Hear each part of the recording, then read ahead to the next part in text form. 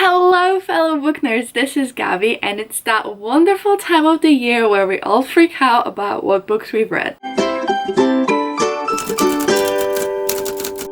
So today I'm going to be doing the mid-year freak out book tag. This is one of the first book tags I ever did on my channel, I'm pretty sure, so this is really fun for me. I really enjoyed this book tag. I think it's fun to just take a little look and a little walk down the memory lane. Actually, first let's discuss how many books have I read. So as of June 12, 2020, I have read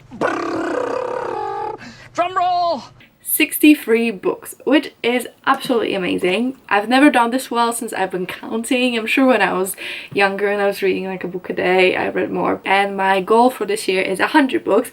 I am 19 books ahead of schedule and I think I can definitely smash it out. So the best book you've read so far. I've read a lot of nice books this year. I feel like I found some new favorites, some that I've been dying to get to and it's been taking me forever. But I am gonna choose Poppy War for this by R.F. Kuang. I absolutely adore Poppy War. If you don't know what it's about, we follow Rin, who is an orphan, has had quite a miserable life. There are two ways for her to move up in the world, either marry rich or go to the academy for military specialists. So she decides to go to the academy.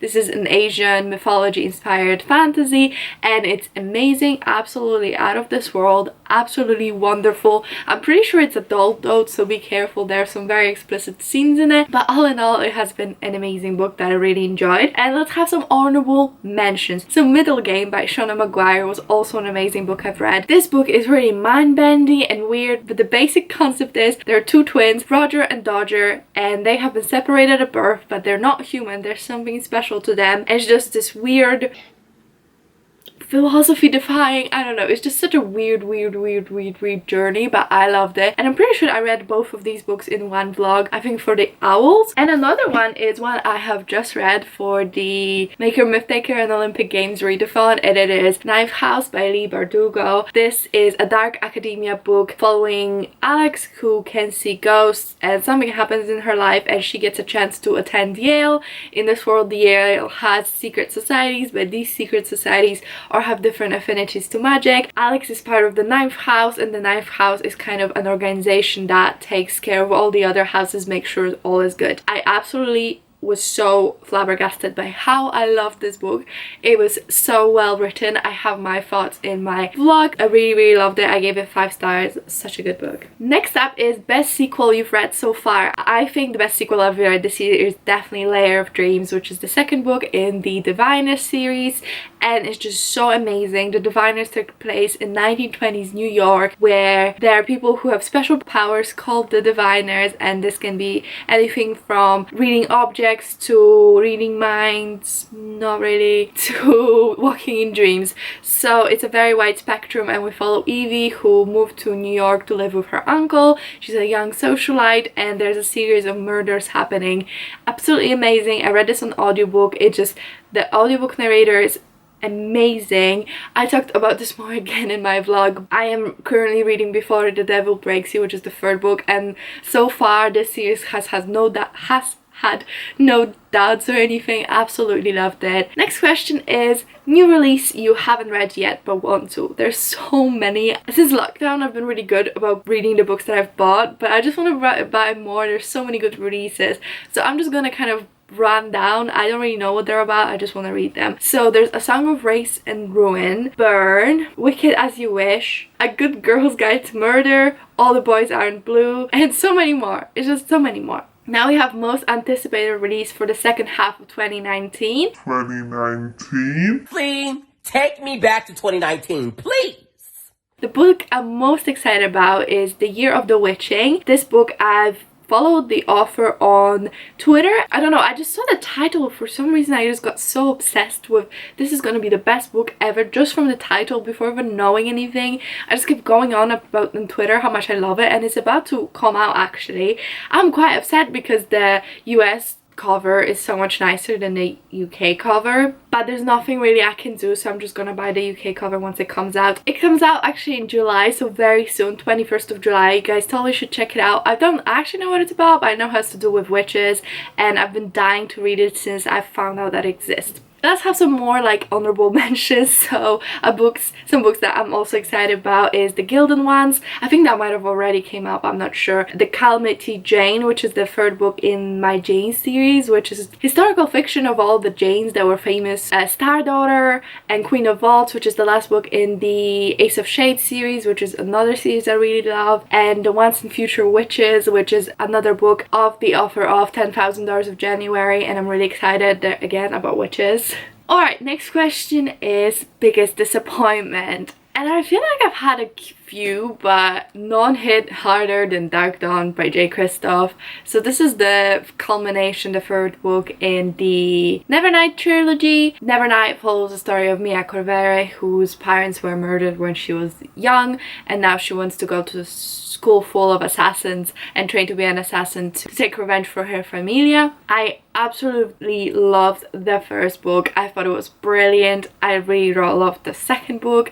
I read them both as audiobooks as well. I thought the production there was really good. And the third book I was really anticipating highly. I went to the signing for it. I really loved the event. I thought that the author was really funny, and the book, I was just a lot of expectations there because the first two books were so good, and it just really didn't do it for me. I don't know, it was unsatisfying ending. It didn't feel true to the story or the character. It was weirdly, yeah, it was out of character for the book to end how it did. I was really surprised, and not in a good way. I just expected so much more from it. I just thought that it would break my heart and absolutely just take, and I don't know, I just thought it would be so good, and it was just like, alright, it was fine. But it was definitely a very disappointing conclusion to a series I felt really passionate about. Yeah? Did you say food? Alright, I was interrupted, but let's just keep going. And I think honorable mention in here should be Daisy Jones and the Six, because it's a book I've been anticipating ever since it came out. Bought it as soon as I could, and then I just put off reading it for 100 years. And I finally did, and it was fine. It was fine. There was nothing wrong with it. There's nothing right with it. It was just fine. I love Seven Husbands of Evelyn Hugo, and I think I had really high expectations. Next up is the biggest surprise of the year, and this would definitely be Beauty Queens by Libba Bray. This book is, okay, so this book follows a plane that crashes on a deserted island which is full of beauty queens going to a pageant. So now these beauty queens are just stranded on an abandoned island. It's basically Lord of Flies by beauty queens. I don't remember, I think it was Emily Fox. She was reviewing this book and not having really positive things to say about it. So when the Libby had it quite easily available, I decided to let's give it a shot, but I'm not having high expectations. And it was brilliant. It was absolutely brilliant. It's kind of like a satire.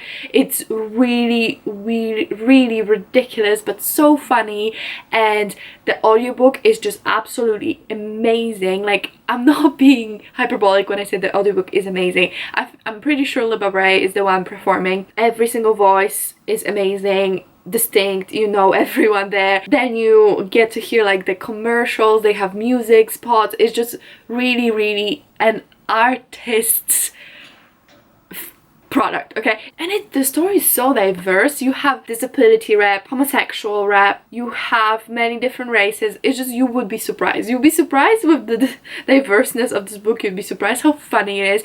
The absolutely amazing performance. I was so blown away. It's an amazing book. And now we have favorite new author. So this can be either a debut or new to you, and I thought about it, and I don't really read books based on authors, but I gotta say I think Libba Bray is my favorite author of the year. I have read The Diviners for the first time this year and Beauty Queens. I am now reading my fourth book by her just this year, and there were no bad ones. Every single one of them is amazing. I then listened to like an interview with her after the Beauty Queens, and it just made me like her so much more as well. Honestly, I just highly recommend anything by her. So far there's been literally no missteps, no nothing. Absolutely love her. Next up is newest favorite character. I don't really get that attached to characters, only special ones, but a character I really like is Cordelia from Chain of Gold, which is the newest book in the newest series by Cassandra Clare in the Mortal Instruments universe, Shadowhunter universe. This book is kind of a retelling of Great Expectations. We have Cordelia, who has always grown up away from society, and then she moves to the society, and there's a series of attacks going on, and it's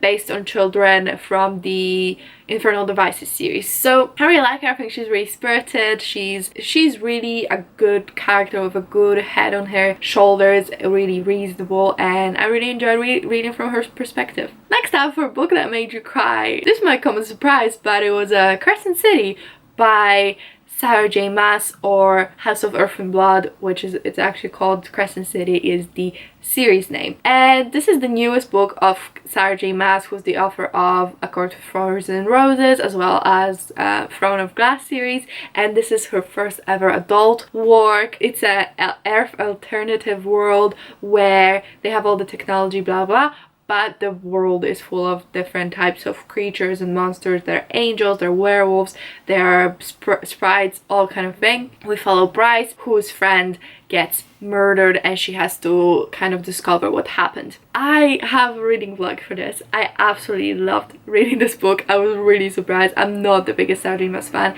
I don't really like any of her other books, but I have a reading vlog. I cried like a crazy person in the end, so if you want to see some ugly crying, I would check out that vlog. That's really the only book I can really remember crying for. Book that made you happy. And for this I've chosen The Stars We Steal by Alexa Dawn. This is a very light sci-fi retelling of Persuasion by Jane Austen. It was just a really fun, nice read. It's set in space, romance. We follow main character who is a royalty, but now that we're in space, royalties are kind of just like symbolic. They don't really hold any power. On their ship there's this thing they do once every 7 years or something like that. All the eligible bachelors and bachelorettes meet and mingle, and then marriages come from that. Like I said, it was really fun, very lightly read that I really enjoyed. Favorite book to movie adaptations? I don't remember really watching too many. I did watch All the Bright Places, but I haven't read a book. And I also read To All the Boys I Loved Before P.S. I Love You, which I have read the book. I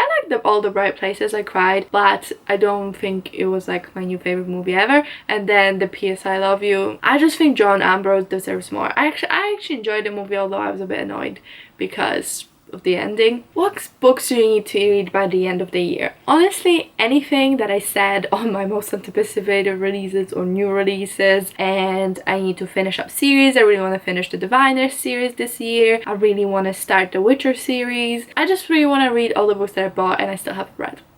And that's it for the video. I really hope you guys enjoyed it and enjoyed taking a look back. This is the first year that I'm doing this tag that I've actually been on booktube for the entire time that I'm talking about. So if you followed my videos along, you probably know most of these, but if you're new, well, welcome. I hope you enjoyed recapping the year with me. Tell me most and least favorite book you've read in 2020 so far. But yeah, that's it guys. If you could leave a comment, like and subscribe, I would greatly appreciate it. But otherwise, I will see you in my next video. Bye!